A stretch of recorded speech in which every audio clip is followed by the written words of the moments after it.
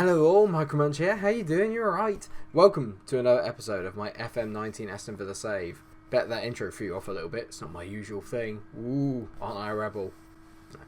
Today we have two home games. One against Manchester City in our battle for the top four, and the second will be at home to Crystal Palace, who are struggling down the bottom end of the table. It's been a busy couple of months, or a busy month or so, since the last time that we met and secured European qualification to the knockout round to the Europa League. God, I'm mucking this up terribly. Let's just see how we got on off camera. Start again.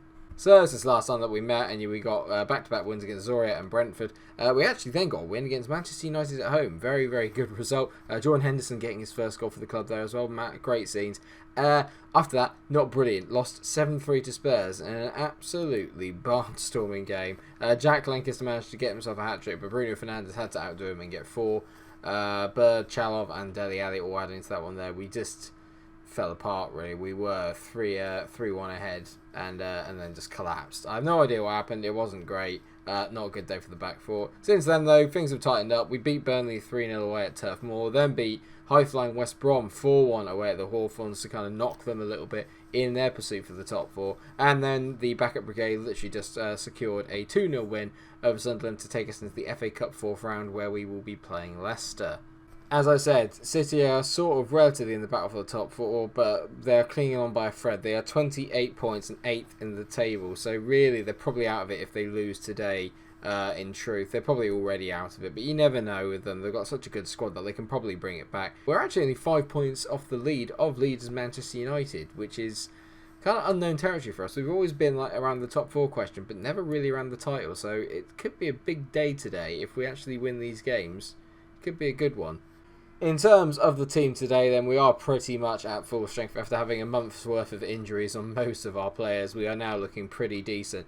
Christensen's in goal with Fila, Mai, Rudiger and Klosterman as the back four. Then we've got Vial and Goretzka in the middle of the park, with Maria, Navarro and Gaitan in behind Maximiliano Gomez. Although I am tempted to play Jack Lancaster, because obviously he's got a hat-trick recently, and Gomez has kind of been falling off a little bit in terms of his output, although he has got 3 goals and 2 assists in his last couple of games. So, but one of them was a brace, so I don't really know how you work that out. It looks good like on stats, but actually it's not really that good. Looking at the City lineup, they've got some quality players here. Max Aarons is very good at right back. They've got Frankie de Jong, Kevin De Bruyne, Kovacic, Sterling and Nketiah are up front, and Icardi. That's scary because Nketiah is very good on this. I didn't realise that he'd made the transfer. How long has he been at City for? Ah, okay, he's a brand new signing because he hasn't made any appearances for them yet. So when did he move over? £143 million for a guy that's got 3 goals and 12 appearances. £143 million. This will be interesting to say the least then. Let's see how he gets on today. I'm going to say I fully expect you to win this match and keep our run going. City aren't quite the powerhouse that they are at the start of the save.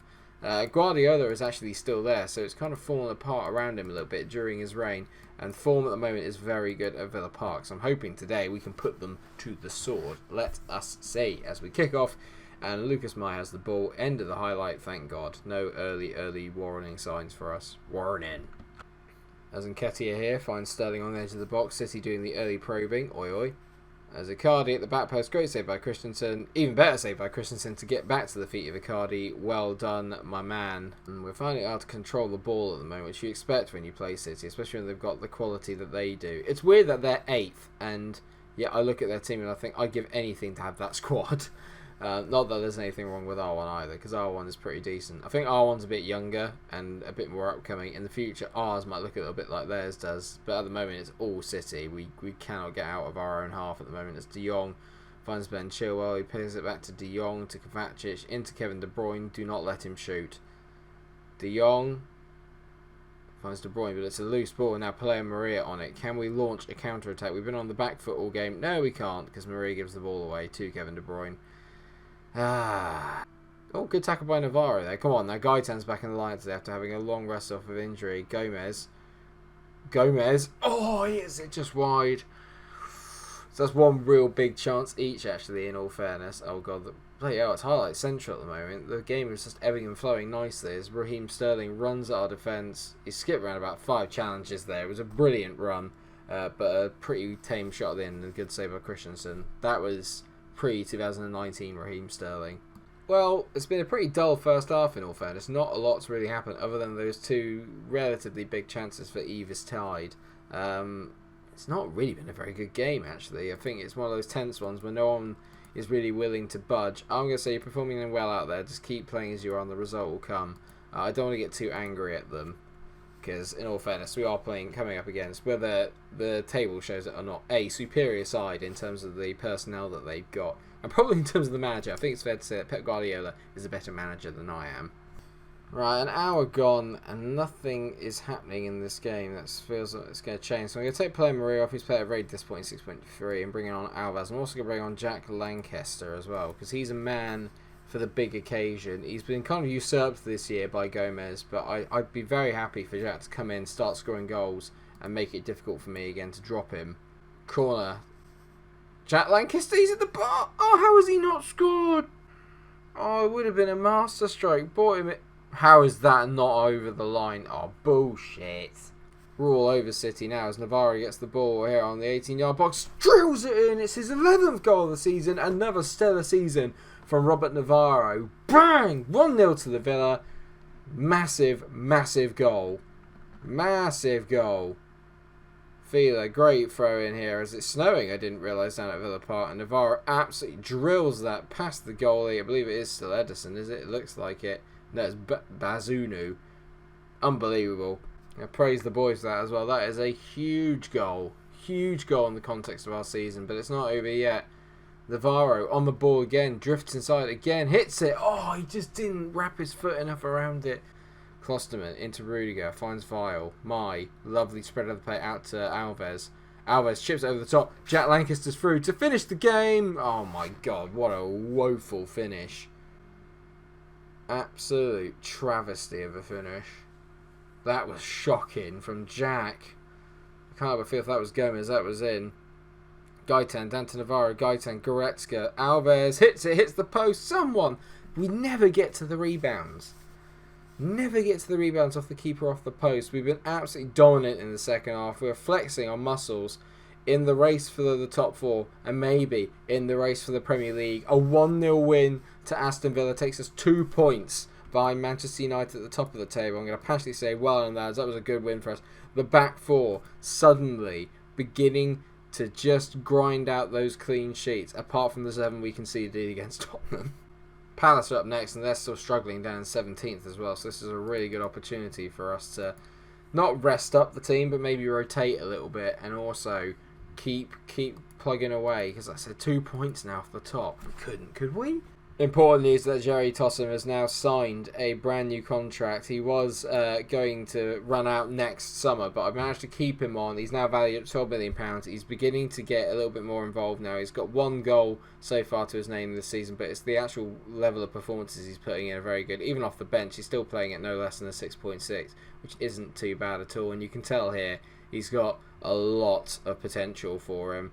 And he's going to be a good foil to Navarro, I think, whenever Navarro moves on or as he gets older. And City season goes from bad to worse. As 19th place Leicester City beat them 1-0. Oh, Pep's in trouble. Maybe we could go for the job. I'd rather have the Villa squad at the moment, to be fair. We've got to keep an eye on United then as well. They're at home to Brighton today, so you'd expect them to win that. But I think us beating them shocked them a little bit. It was a massive result in the context of the season.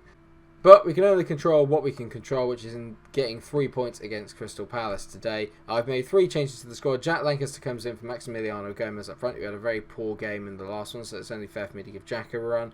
Alves is coming for the disappointing player Maria. Again, he only played at 6.3 last game, so not really good enough. And Pardew One has come in for the injured Antonio Rudiger, so that's an enforced change. The other 2 are simply tactical. Looking at Palace here, they've got a very deep-lying defence. This is going to be fun, isn't it? They've got Penaranda and Spielman up front. Both actually are very decent players. He looks quite good. Who's this? Ayanda Malatsi. South African, 21 years old. On loan from Porto. They always have really good youngsters in this game, Porto. Kevin Strootman. And of course, John McGinn. Oh, this is going to hurt. I'm going to say this, I expect nothing but a win from this match. Hopefully the boys will rise to that and get pumped up for it. Let's give the old faith chat. I need something from Jack today to warrant the faith that I'm showing in him, because Gomez hasn't done much wrong this season, but Jack will always have a soft spot in my heart, as we all know. So away we go. Can we follow up and get back-to-back wins in today's episode and keep up the pressure on Manchester United at the top of the table? Whatever's going on at Old Trafford, I will keep you posted as well. If we can't score against a team that's got Shkodran and Mustafi in the back, I'm not going to be happy. United have also taken the lead against Brighton, by the way, so this makes this even more of a must-win. Okay, now they're 2-0 up, so United are taking the piss a little bit here. Goretzka out to Gaitan. Gaitan, great. Switch of the play out to Alves. His pace just absolutely terrifies teams as he dances through, and he always misses that finish. He just doesn't have the ability to curl the ball just yet. He's not mastered it at all. He'd get absolutely shed loads of goals if he'd mastered it. All is not well here. We're not really creating anything or doing anything to make me think that we're going to win this game at the moment. We're very... Highlight, just before half time. Are we going to create anything in this half? Anything of substance? Alves now on the ball. With only a minute left before half time. Navarro gets on the ball, hits it over the bar. Story of the half so far. Lots of shots. Not enough on target, which pretty much sums up our season. Right, so what I've done is I've taken off Leon Goretzka and I've brought on Abel Miguel, because I think we just need a little bit more creativity going forward. So moving Miguel into the deep line playmaker role and then getting Vile a bit further forward, I think is probably the best way to go about maybe unlocking this Crystal Palace defence. And that's a disgusting tackle. First highlight of the second half here, Gaitan on the ball to Vile, following a very similar pattern at the moment where you just see that Crystal Palace are kind of camped out in their half and we're just trying to find a way through. Vile hits it. Oh, he's at the bar. And of course we don't get to the rebound. Standard FM stuff. The anticipation of us forwards is abysmal. Penaranda's got the ball. Back to Malazzi. He's given it away there with a very ambitious pass. And Alves now into Jack Lancaster, who's not really touched the ball so far today. Haven't seen him do anything. Gaitan lays it off to Klosterman, who tries to fire in a first-time cross. A nice idea, but not sure it'll work. Navarro into Miguel. This is a good play from us here. Now we're making the pitch nice and wide. Fila drifts inside. Fila to Navarro. Bends it over the bar again. Come on. We're over the 70 minutes now, and I'm beginning to get a bit worried that this isn't going to happen. As Alves, it's literally just like watching the same thing over and over again. United are 9-0 up. I mean, God help me. Last minute, Gaitan to Maria Peleo. Must finish. Useless. Nowhere near. 0-0. I'm going to get aggressive and say, I expect to see you in training tomorrow. That was piss poor, and it was. That was absolutely horrendous. They're 17th. They just put in a brilliant defensive performance. I'm absolutely fuming. That's why we won't win the title this year. That is infuriating.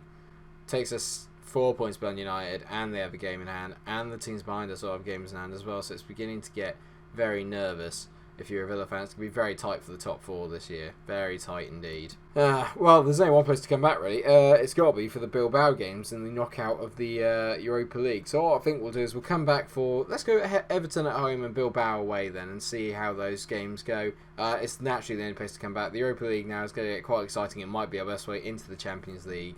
I say that, but we're second. But with everyone having games in hand and stuff, we have no idea what it's going to look like by the end of the year. I just don't have a clue where in the table in relation we actually are, but hopefully it'll even itself out soon. We'll find out. Thank you so much for watching the episode. I hope you have enjoyed it. If you have, then please do like, share and subscribe, and until I see you in the next episode for our first foray into the knockout rounds of the Europa League, stay cool.